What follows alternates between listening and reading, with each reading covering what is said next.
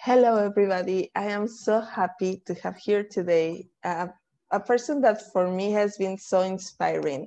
And she's a friend and she's also a professional that I truly admire and respect. We welcome today Mitzi Gibson, who is not only a photographer, but it's a person that is challenging the way in which women approach women and men, because I have seen different women, men, and people of all genders approaching their bodies with a different perspective, with a different kind of love, as they find themselves seen through the eyes of her lenses. So welcome, Mitzi. It's so beautiful to have you here. Thank you for having me. What a nice introduction. Thank you. Thank you. So Mitzi does phototherapy, which is she teaches women how to, and again, I focus on women because that is my area, but I have seen that she does this with everybody. She teaches people how to see themselves with love in her Bold Bodies collective group and in her photo sessions that are live and that are via a webcam. And this is so interesting for me because I personally was the kind of person that always wanted to have my picture taken, but I always thought I was not physically fit or ready or not beautiful enough, that I could do that when I was thinner, when I was fitter, when, like there is always this, when I get to look this way, then I want to have a picture taken. And the reality is that that moment never comes. We are never good enough to actually want to have a picture taken. And then we look back and we go like, oh my God, that was gorgeous. Why didn't I take a picture before? Mm-hmm. Yeah, I think we were conditioned to think that worthiness has conditions, right? Like that there's certain parameters or if, when, then around being acceptable, being worthy, being seen, being beautiful, being whatever it is. And it's hard to break away from that and to understand that it's just not true. Mm-hmm. That wherever you are with your body, you're still worthy of having that be seen, of being seen and being accepted. Yeah, totally. For me, there was something so fascinating that happened as I was growing up. That is that I started to look at myself through the eyes of other people, and their eyes weren't kind. Like their descriptions of my body were always lacking or cruel or comparative to others, because they were around this condition of what beauty is and what it's not. And I started taking selfies at some point and realizing that I was actually different from the person that people were describing, that I looked different, that I was prettier, that I was lovable, that I was actually sexy.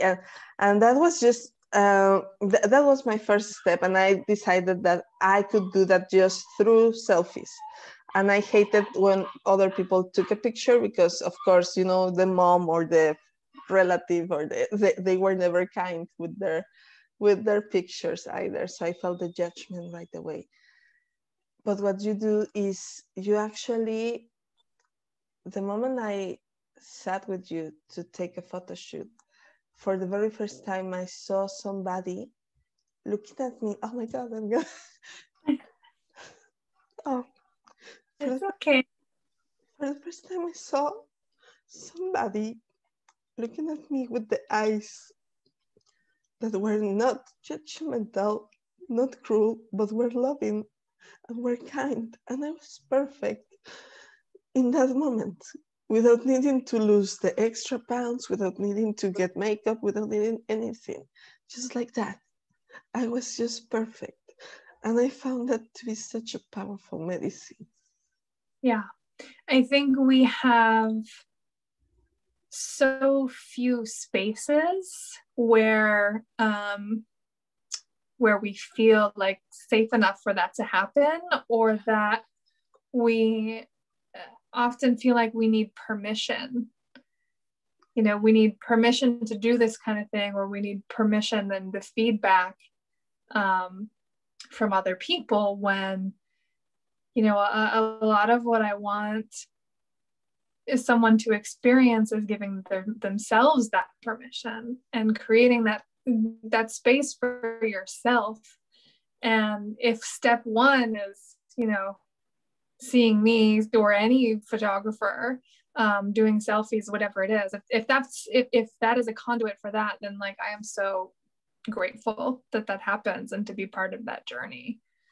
And a lot, like, we are so bombarded with information, with judgments, with words from other people. We take that in, and when we're full up with that, there's not a lot of space for our own thoughts and what do I actually see for myself separate from judgment, and how do I feel about my own body? How do I feel in my own body, or about anything about yourself? You know, it's not limited to the body. That's just happens to be my focus. But you know, it's all subjective when it comes down to it, right? And I think getting to that place of acceptance and what you're talking about there, being accepted and welcomed and all of that, is more about being objective. And I think, you know, we were talking about taking selfies, and you know, when we use photographs to see ourselves, I think that just the act of looking and seeing our own bodies is so transformative and so powerful, because how much time do we spend avoiding looking at ourselves? Yeah. You know, and there can't be acceptance, or, you know, we don't accept, or we don't understand what it is that we're not exposed to. And if you're not looking, excuse me, if you're not looking at your own body, your own face, your own features, whatever, it doesn't become normalized. Yeah. You know, it doesn't become accepted. And I think a big part of, you know, why it's so hard to do that is we don't see other people who look like us. Yes. You know, seeing fat bodies, bodies of color, queer bodies, you know, differently abled bodies, just having that be visible in day-to-day, in social media, in anything that you're exposed to. You know, if you don't see that and you don't identify or, you know, recognize and see yourself in any photo that you see, movies, TV, you know, Facebook, Instagram, advertising, whatever, if you never see that, then it never feels okay. Yeah. Right? It never feels normal. And it is completely normal. You know, bodies are so different and so diverse. And that's fantastic. But we're conditioned to think that they're not, that there's such this narrow idea of what's worthy and what's acceptable and what's beautiful, and it's so small.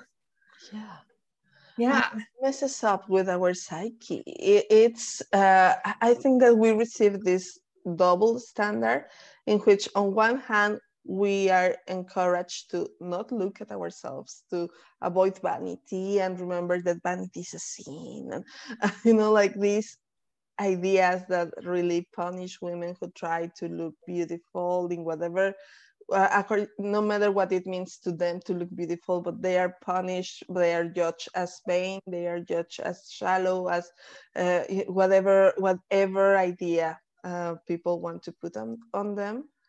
And then on the other hand, we have the obsession of our culture with just a certain kind of beauty and just a certain kind of body and just a certain age and a certain color and a certain shape and a certain, it's just like a mold that we're invited to never cross.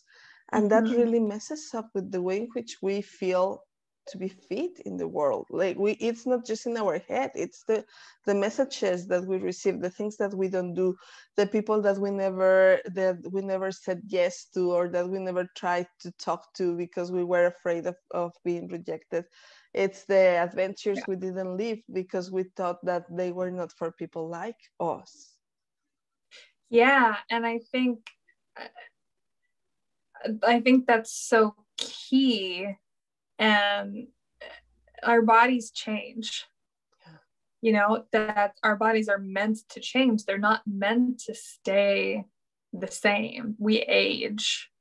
You know, we hair goes gray and like we get wrinkles or stretch marks, we gain weight, we lose weight, our body shapes changed, I mean, so many things that we feel bad about, which are just natural.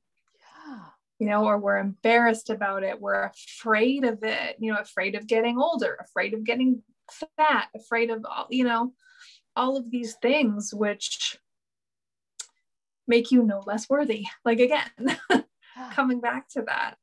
Exactly. My daughter has vitiligo. She has these beautiful white spots on her beautiful cinnamon skin. And gladly, I was able to talk about her ever since she was very little.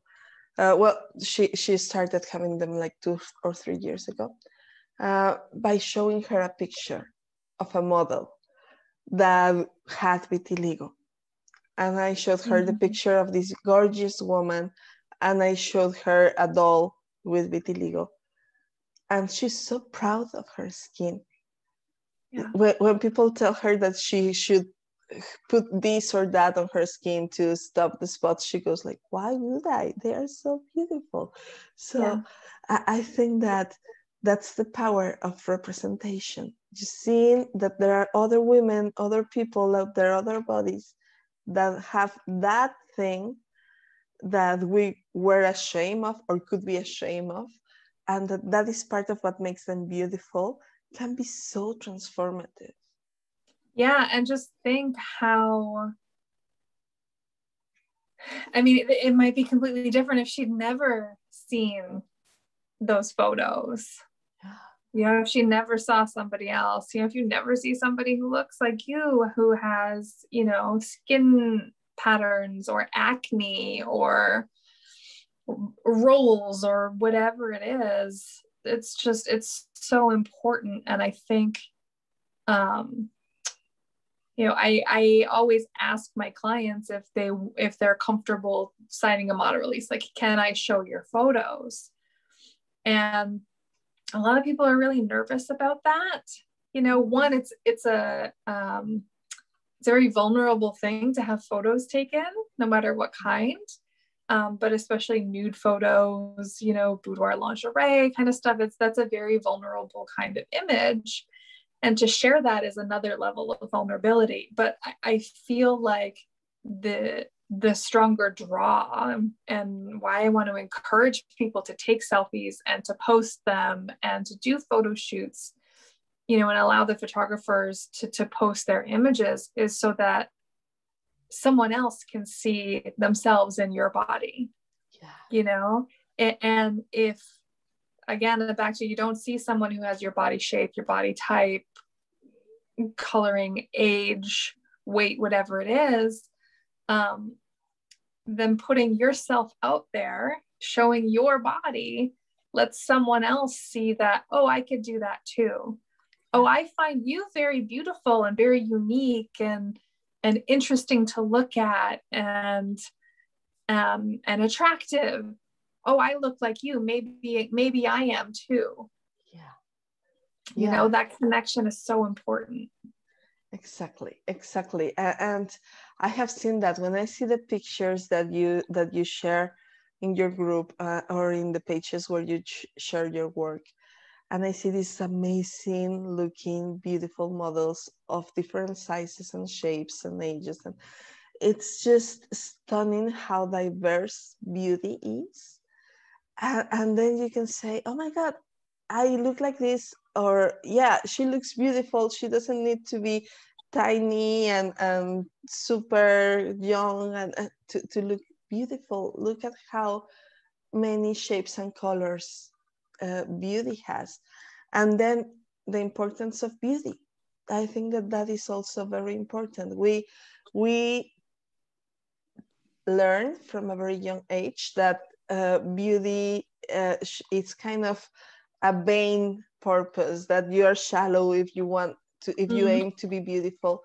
But it's an important process of acceptance and reverence of the body that you are inhabiting. It's not just about other people looking at you and saying, wow. It's about the way in which you look at you and how you love that person that is standing in front of a mirror. Yeah. Yeah. And that's a hard thing to do when you have all these external messages and information coming in, and especially messages that are very opposite and very conflicting. So, things like be beautiful, but don't be high maintenance. Mm-hmm. Don't spend so much time on your looks, but don't look frumpy. Don't look. It's such a contradiction. Be sexy, be sexual, but don't be a whore. It's they're completely opposite and contradictory messages, and there's nothing wrong with either end of those things. Yeah, exactly. Spend, if you want to wear makeup, if you want to be interested in fashion and all of that stuff, there's nothing wrong with that. Mm-hmm. But there's also nothing wrong with never wearing makeup. Yeah.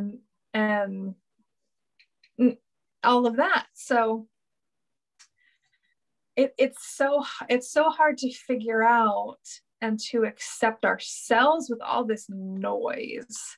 Yeah. And I want to encourage people to do like a social media curating and a detox with social media, because what we see all the time is what we take in. So if we're taking in that negative, if we're taking in that body shame, then we need to curate those feeds to get away from that and have more body neutral, more empowerment images, more diverse images. So I would really encourage people to look at your social media feeds, your Instagrams, your Facebook, your TikToks, everything, Twitter, and see what is coming through on your feed. Yeah. Do you feel connected to it? Do you feel you can relate to it? Does it make you feel bad? Does it make you feel like this other person, this other body that I'm seeing is better or has it better because of how they look or what they're doing or any of these things, and that comparison, right?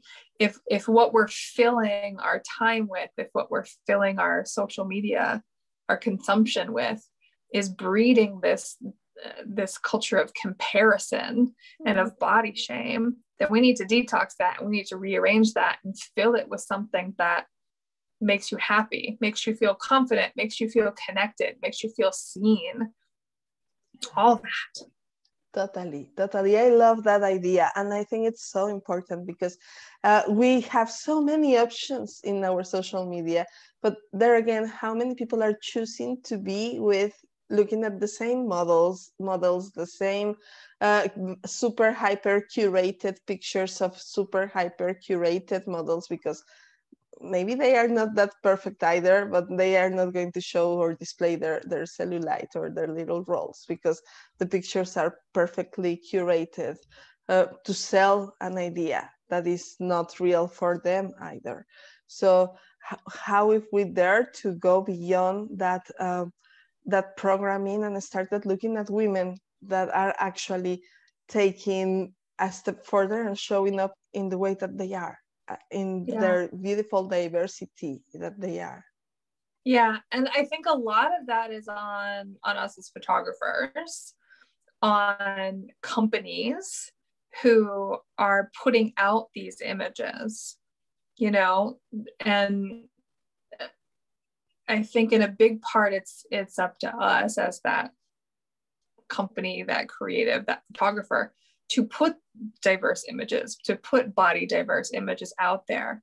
And I think on the other, that's sort of one part of it. And on the other part of it, I think it's up to us to curate and demand that of them, you know, and calling out companies. It's funny, I get a lot of DMs and emails from companies saying they want to partner with me, or we would love to, you know, can we send you stuff from our brand? And it's lingerie companies or swimwear or whatever it is. And I always go and look at their social media, look at what they're putting out there. Mm-hmm. And if what they're showing is not diverse, I tell them that's the reason that I'm not interested in connecting with their company. I love that. That is so important. And I think that we as consumers should be doing the same. Like, we should really start consuming brands and Instagram accounts that are diverse, that show the beauty of diversity as a way to support the people that are daring to stand up and to show diversity. I think it's so important. Yeah, and I think there's a lot of ways that we can support and encourage that don't involve money, because money is a barrier for a lot of us. Mm-hmm. So even just interacting with the content, liking it, making comments, sharing, things like that will will help more people see that same kind of content. So I think it's not just supporting, putting our money where our mouth is and supporting with dollars, with money, but with the interaction and the the algorithm support. totally yeah. I totally agree with that. I just want to make it clear that it's not that making that statement isn't just about buying stuff, but it's about interacting with it too. Yes, totally. I think that is so important. And then we have the fact that there is a lot of phobia around the body. Of course, fat phobia is a huge thing, but we also have the phobia of aging and the phobia of just looking less than others, looking less than perfect, looking less than presentable. But specifically the fat phobia, it's something that strikes me particularly because that is something that people consider to be a crusade. Like, they need to go and say, you are encouraging unhealthy habits by portraying women that are thick, and in reality, I think it's just the other way around. Self-hatred has never been healthy at all. Yeah, and I think this idea that that weight equals health is, one, it's wrong, it's incorrect, but two, it's also really outdated. And again, very narrow. Like this thing that we use, the BMI, the body mass index, like how much fat do you have in your body, is not accurate. It never was. I mean, it was created for the average, quote unquote, and doesn't allow for genetic diversity. It doesn't allow for age.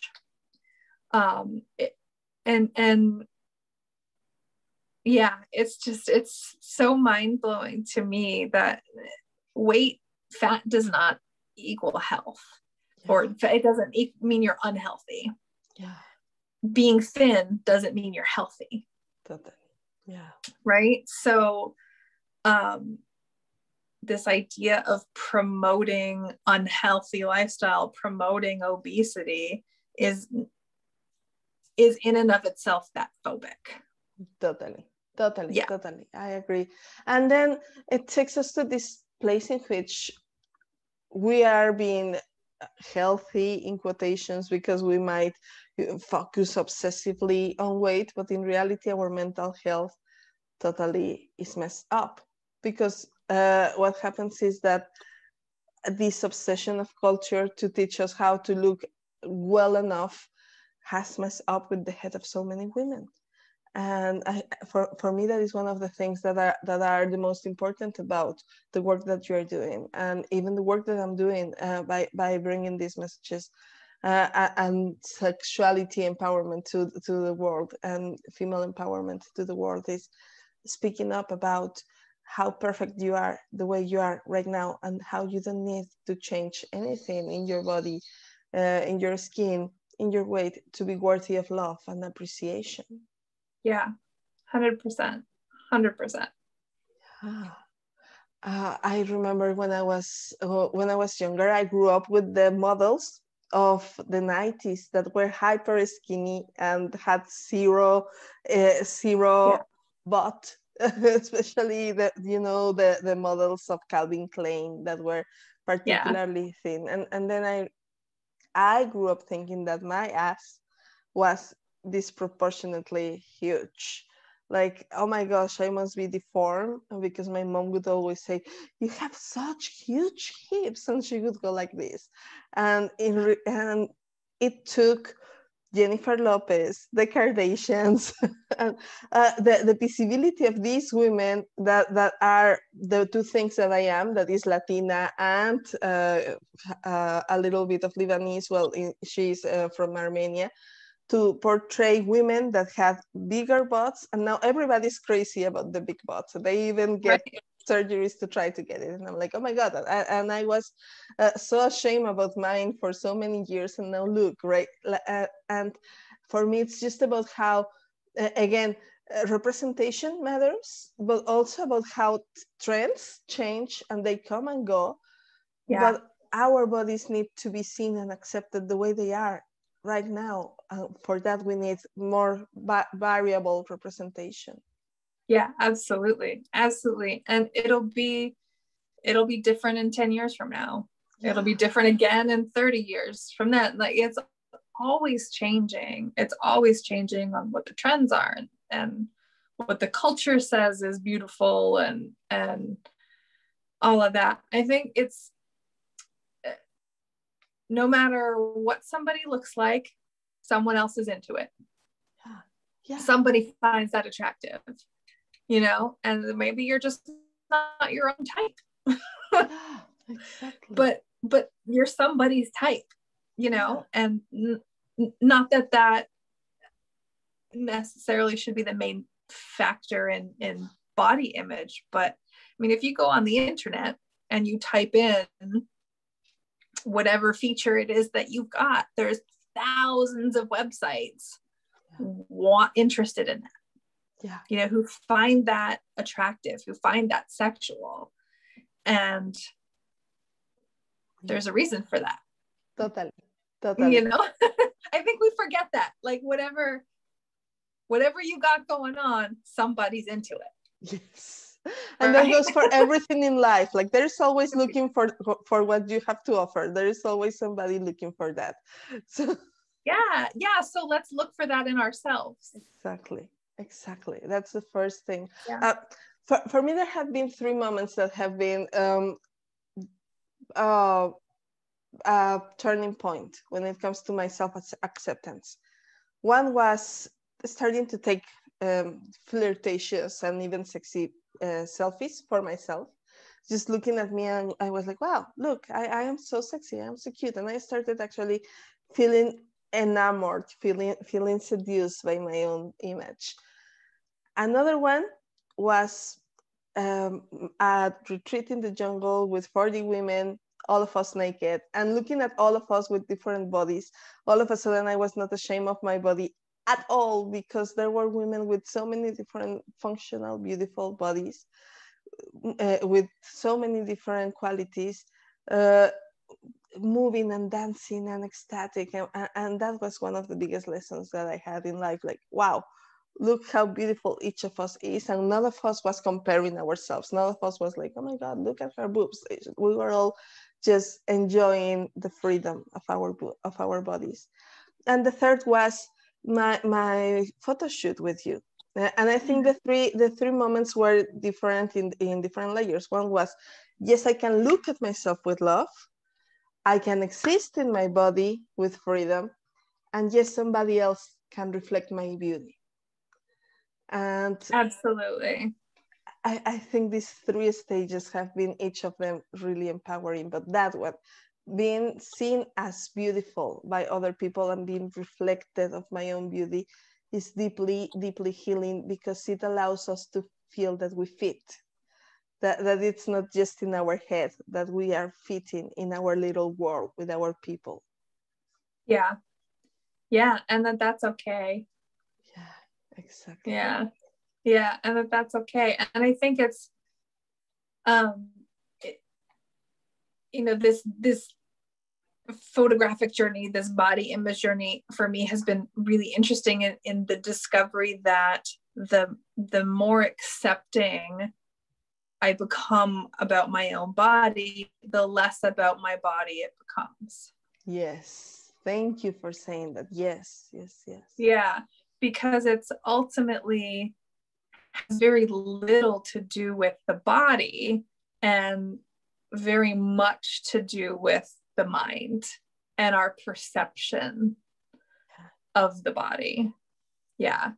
So you're saying earlier about having, if we have photos taken and, 5-10 years from now, you look at those photos and think, what was I obsessing about? Why did I feel bad about that? Look at me. I'm beautiful.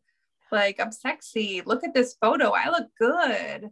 But at the time, you weren't thinking those things. You know what I mean? So, and that doesn't have anything to do with how you looked. Exactly. Or your size or your age or anything. It was this, how am I seeing the body? How am I taking this feedback from other people, from the culture, from the media, and turning it into this body image that I have, for good or bad? Or I shouldn't say good or bad, because body doesn't have a moral value, but how you're feeling about it might feel good or bad. Totally. I love that you mentioned that. And I think that is one point that I would really like to close the conversation with, which is, it's not really about the body. It's about the time and the energy we're wasting, that we don't really look at it. We don't really enjoy the sensuality of our existence. We don't really enjoy the present moment, because we are too busy feeling about all the reasons why we don't fit, and feeling the rejection of others, or feeling the fear of rejection, of feeling these different layers of distractions from the present moment, and how life is felt through the senses, and that includes our own skin, and how feeling good in that skin allows us to take life in more fully, and with more intention. Yeah, absolutely. I want that for everyone. Yes, me too. And that is a reminder. Like I always say, self-love is hard work. You have to keep reminding yourself to love yourself no matter what, because there are messages from the outside that tell you otherwise, and sometimes it's easy to fall for it. Well, I think you touched on something really important there, is that it's love, it's hard work, and it's a relationship. We spend, we have compassion and care and love. We spend time and energy on cultivating and maintain relationships with other people, that we forget that we can do that with ourselves. And to cultivate a relationship with our own body, a relationship with ourselves, is about loving, compassion, acceptance. We lose that, I think. I love that. Thank you for that metaphor, because I think that is so important. How it is a relationship, and just like with any relationship, we need to nourish it. Yeah, exactly. We're so words have power, and the words that we say to ourselves, oftentimes we would never say to another person. Yeah. You know, because they're bullying, because they're cruel, because they're unkind. So this should be no different to ourselves. Yeah, totally. Because that's relationship also. Yeah. And that when you have a relationship with somebody, that person doesn't need to be 100% one thing, or 100% successful, or 100% fit for you to adore that person, because that's not how it works. You love that person, and you love it all the way through the different stages that you go through together. Yes, exactly. So let's build that relationship to self as well, to our own bodies, and allow for all these different sides of yourself. We're not just one thing. Yeah, exactly. I love that. Thank you so much. So you are offering right now some beautiful Patreon entrances for people to support you, see your work, to get to take pictures with you. Would you tell us a little bit about the amazing ways in which people can get connected to you and your work? Sure. Yeah. There's a couple ways to connect. One, I run a Patreon. It's an online subscription service for creatives, and it's where I do the bulk of my creative work. So try new things, sometimes crazy things, and just have fun with it. So if you'd like to see that, it's patreon.com/Bold Bodies Collective. And the second way is through the Bold Bodies Benefits Club, which opens April 1st. A couple of options, either in person or virtually. And that means webcam sessions, which we've done together. And that is a membership fee for all sorts of perks and benefits, and to have a photo shoot once a month virtually, which is amazing. And the third way is just to book your own session. So you can find the website boldbodiescollective.com and connect with webcam experience or the in-person experiences as well. That is so amazing. And that really breaks through the limitation of the pandemic and not being able to go somewhere to take a picture. And sometimes it's just about the adventure of having some extra time in your own house and learning to see the beauty in your house, in your own space. Like, you don't even need to have anything particular, any specific makeup or dresses or lighting. That's the beauty. You can make that work. Yeah, you need an internet connection and either a smartphone or a laptop. That's it. Yes, I can testify for the magic of these sessions. Thank you so much. Thank you. It's been a pleasure to have you here. And well, thank you everybody for joining us in this conversation. See you soon.